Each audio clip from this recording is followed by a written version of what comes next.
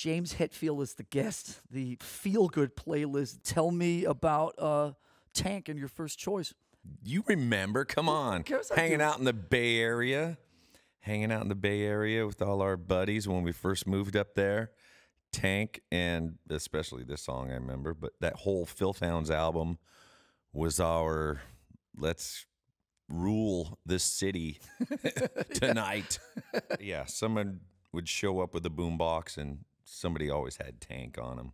Yeah, just remember hanging out in the parks, drinking beers, listening to this stuff really loud.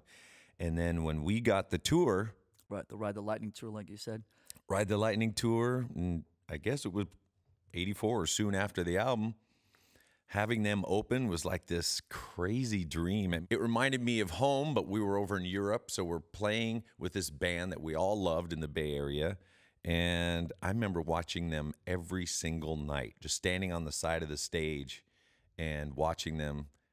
And it was an awesome tour. I mean, it was a pretty crazy 6-8 weeks. A lot of it was a blur, but what's the craziest story you remember with those guys?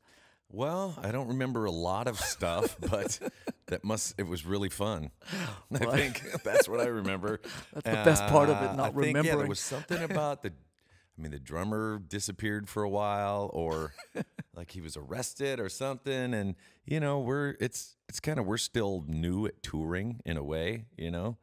I guess obviously we learned some stuff from the Raven, in '83, but this was our, kind of a proper tour throughout Europe, and, learning how they do things. And I remember for me, it was a huge thing, being around all the English crew guys and that whole kind of English mentality.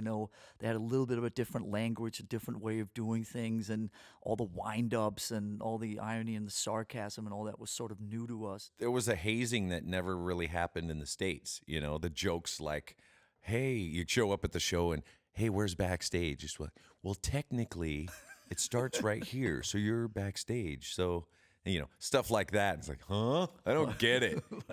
Some dude from L.A., getting wound up by some big fat English dude with a beard. Who's still with us 35 years later, right? Exactly.